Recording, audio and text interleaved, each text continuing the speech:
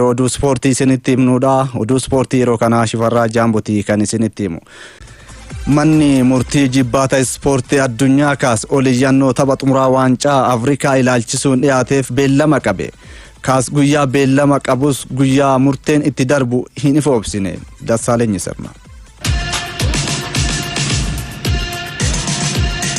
Waancaa Afrikaa bara 2025 Morookoon qopheessteen Senegaal Morookoo waliin xumuraaf geesse. Tapha xumuraa Morookoo Raabaat Istaadiyeemii Mootii Moolaa Abdullaahittiin taphatameen Senegaal qopheessituu dorgommichaa Morookoo waliin taphattee daqiiqaa 90 xumuramee daqiiqaa dabalataa 8ffaa irrattiin Morookoon peenaalitii argatte. Abbaan murtee taphichaa Jaakwez Niidaalaan balleessaa Eelaajii Maaleek Diyuuf Ibraahim Diyaaz irratti raawwateen VAR irra deebiin ilaaluun peenaalitii murteesse. Murtee kana taphattoonnii fi leenjistoonni Senegaal hin fudhannu jedhan. Leenjisaan garee biyyaalessaa Senegaal yeroo sanii Pepe Thiawiin taphattoonni garichaa dirree gadhiisanii akka ba'an murtee dabarse. Sadio Maanee fi taphattoota Morookootiin alattiin taphattoonni hundi dirree bahuun kutaa huccuutti jijjiirratan seenan. Turtii daqiiqaa 17f taphichi erga addaan citeen booda Sadio Maaneen taphattoonni gara dirreettiin akka deebi'an gaafachuun taphichi itti fufe. Morookoon peenaalitii argattee taphataan Real Madrid Ibraahim Diyaaz rukutee goolii eegaan Senegaal Edouard Mendiin jalaa qolee. Taatee kana booda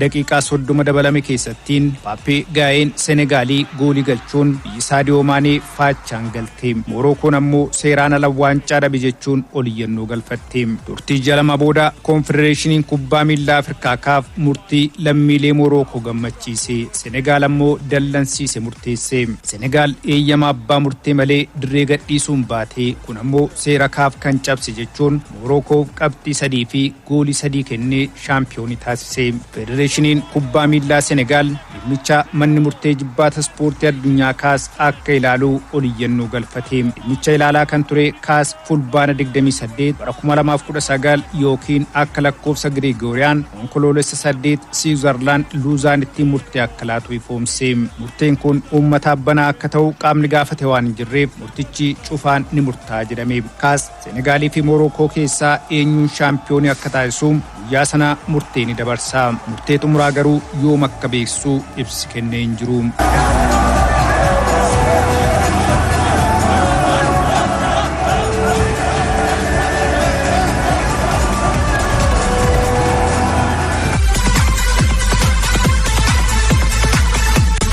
Tapha madaallii ga'umsaan Manchester United fi Real Madrid injifatan. Kaleessa Rosenberg waliin kan taphate Manchester United goolii 5-0 injifate. Tapha dargaggoonni akaadaamii kilabichaa hedduun carraa itti argatan kana Manchester United goolii ishee jeesen daqiiqaa 31 irratti galcheen dursaa boqonnaa ba'e. Boqonnaa booda goolii Joshua Zirkzee, Jacob Devani, Harry Amasi fi Ethan William galchanii 5-0 injifate.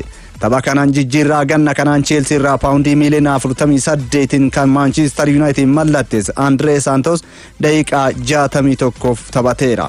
Taphattoonni waancaa addunyaa irratti hirmaachaa turan Bruno Fernandes fi Kobe Meano dabalatee dhuunfaan shaakala hojjechaa kan ture Benjamin Sesko qaama garee kanaa hin turre.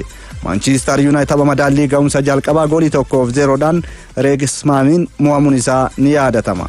Real Madrid tapha jalqabaa isaa Jose Mourinho jalatti leenji'een goolii 1-0 kilaba Alcokan jedhamu injifateera.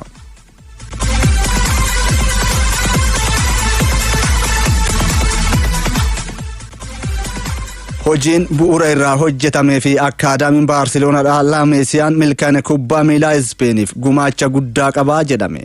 Ispeen dhiira fi dubaraan kubbaa miilaa addunyaa dursaa jirti. Dabalata qabna.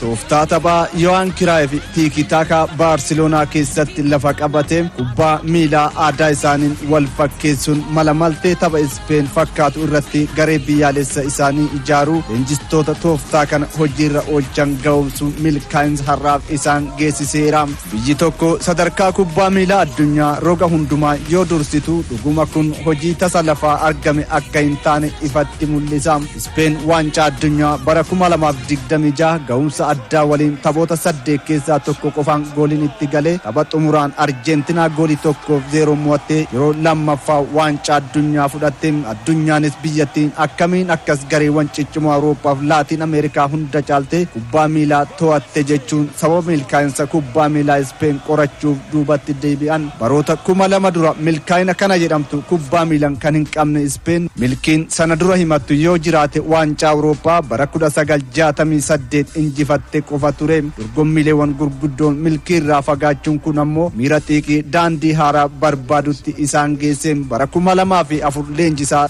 Luis Aragonin jalatti jijjiirama eegalte baroota sana booda turan kubbaa miilaa daandii sirrii akka qabatu goote. Ergasii gareen biyyaalessaa Ispeen kan dhiirotaa waancaa addunyaa 2 waancaa Awurooppaa 3 fudhachuun guddummaa kubbaa miilaa biyyattii sadarkaa olaanaatti ceesise. Guddina kubbaa miilaa Ispeen kun biyyoota biroo irraa adda kan taasisu ammoo kallattii tokko qofaan kan galmaa'e miti. Dhiiraa fi dubaraan sadarkaa umrii garagaraan injifannoo gareen dabalame. Dubartootaan bara 2023 Ingilaand injifachuun shaampiyoonii addunyaatiin gareen umurii 19 gadi dhiiraan yeroo 13ffaaf dubartootaan yeroo 8ffaaf shaampiyoonii Awurooppaatiin. Kanaaf yeroo ammaa sadarkaa kubbaa miilaa addunyaa dhiiraaf dubaraan Ispeen akka jalqaba taatu godheera. Maarree kubbaan miilaa biyyattii akkamiin sadarkaa kanatti milkii dachaa gonfateef ammoo warri Ispeen deebii qabu. Gareen biyyaalessa Ispeen shaampiyoonii addunyaa 2026 ta'e kun taphattoota sadarkaa umrii gadi kaasee leenjisaa tokko jalatti waliin hojjechaa turaniin utubame. Taphattoonni akka Rodri, Unai Simon, Mikel Merino garee umrii 19 gadi keessatti Luis de la Fonte jalatti leenji'aa guddatan. Fabian Ruiz, Dani Olmo fi Mikel Oyarzabal leenjisuma kana jalatti garee umrii 21 gadiif taphachaa turan. Kun duudhaa kubbaa miilaaf tooftaa taphaa leenjisaa isaaniin salphaatti akka hubatan gargaareera. Dubartootaan taphattoonni akka Aitana Bonmati, Patrick Guerrero fi Ona Batley leenjistuu Sonia Bermudez jalatti waggootaaf taphachaa turan. Kanaaf kubbaan miilaa Ispeen leenjistootaaf taphattoota yeroo dheeraaf waliin hojjechuu fi umurii garagaraan kaasee hojii cimaa hojjetame sadarkaa kanarra akka ga'e ragaadha. Gama biraatiin biyyattiin taphattoota qofa osoo hin taane leenjistoota ga'oomsuu irratti hojii cimaa hojjette. Yeroo ammaa sadarkaa Awurooppaatti leenjistoota hayyama leenjisummaa Awurooppaa qabaniin Ispeen addunyaarraa tokkoffaadha.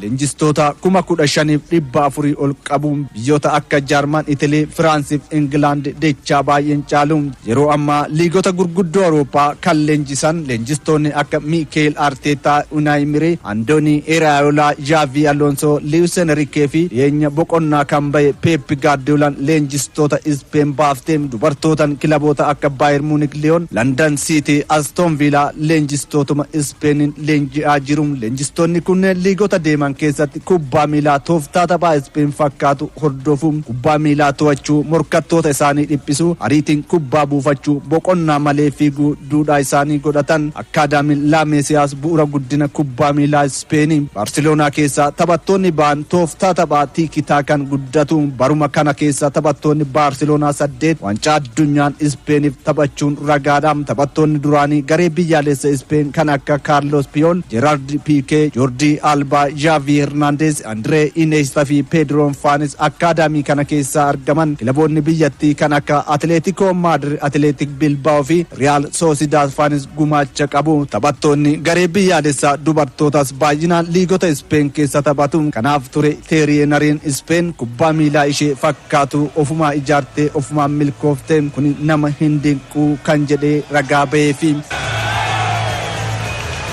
Viva España!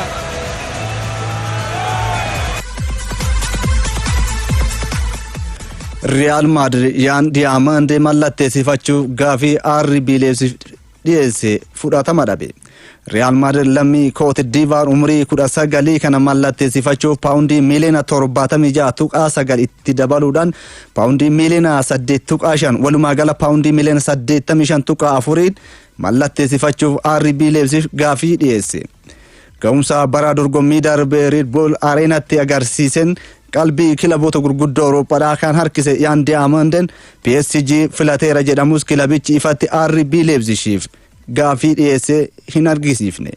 Jose Mourinho leenjisaa kilabichaa gochuun kan qacare Real Madrid Bernardo Silva, Ibrahima Konate, Denzel Dumfries fi Marc Cucurella dursee mallatteessifatus ammas Mooriiniyoon taphataa qarqara saaraa saffisa qabu waan barbaadaniif kilabichi yaandee amandee akka mallatteessuuf gaafate. Real Madrid sara gidduu irratti lammii Spain umurii 30 Rodri Manchester City irraa mallatteessifachuuf fedha qabaa jedhame. Guyyoottan 10 darban Arsenaliif Manchester Citynis yaandee amandee mallatteessifachuuf fedha agarsiisanis taphatichi diduun gabaafameera. Liverpool taphataa kana mallatteessifachuuf paawundii miliyoona 85 dhiyeessus gaafin isaa fudhatama dhabuun ni beekama.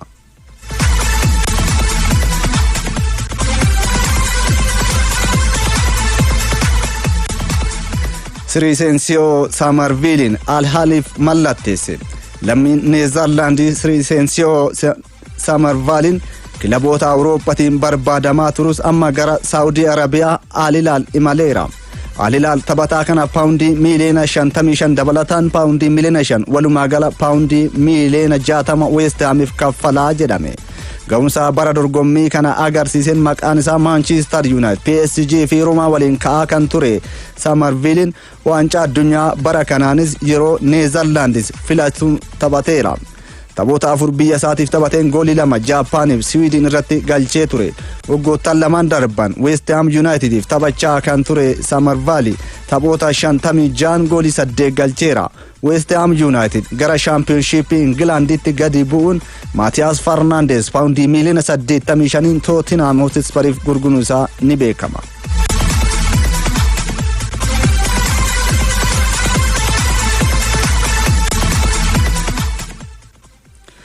Jurgen Klopp miidiyaalee Jarman akeekkachiise. Federeeshiniin kubbaa miilaa Jarmanii Jurgen Klopp leenjisaa garee biyyaalessaa gochuun qacare. Ergaa hojii leenjisummaa Liverpool gadi lakkisee leenjisummaarraa kan fagaate Jurgen Klopp amma iddoo Julian Nagelsmann bu'u leenjisaa garee biyyaalessaa Jarmanii ta'an. Shaampiyooniin addunyaa yeroo 4 Jarmaniin waancaa addunyaa bara kanaatiin marsaa mo'atanii darbuu biyyoota 32 hirmaachisuun peenaalitiidhaan Paraagwayin mo'amuun dorgommicha keessaa baate. Qabxii garichi galmeessetti kan hin gammanne Federeeshiniin kubbaa miilaa Jarmanii Julian Nagelsmann hojiirraa kaasuun Jurgen Klopp hanga bara 2030tti leenjisaa garee biyyaalessaa gochuun qacare.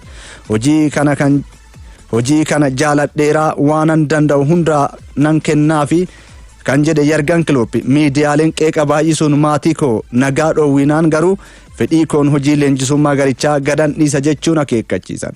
Klopp hanga ammaa waancaa addunyaa bara 2030 Spain, Portugal fi Moroccoon waliin ta'uun qopheessaniin garicha leenjisuuf waadaa galaniiru. Tapha jalqabaa isaanis Neezerlaand waliin taphachuun eegalu.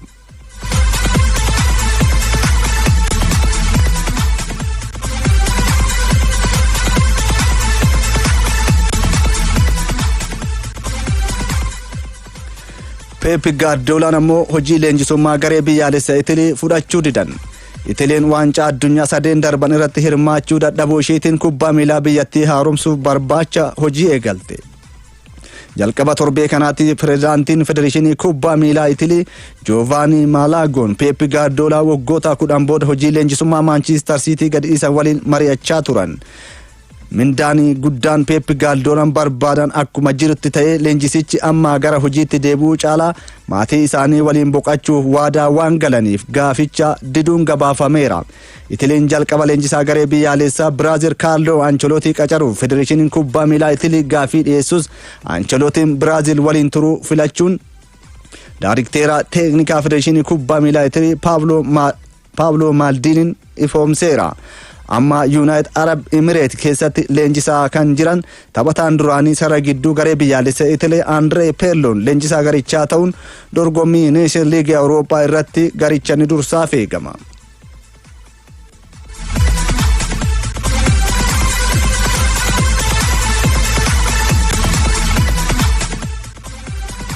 Oduu ispoortii guyyaa kanaaf qabannee xumurreerra. Qophiileen OBN kan birootti fufsaa waliin turtii gaarii.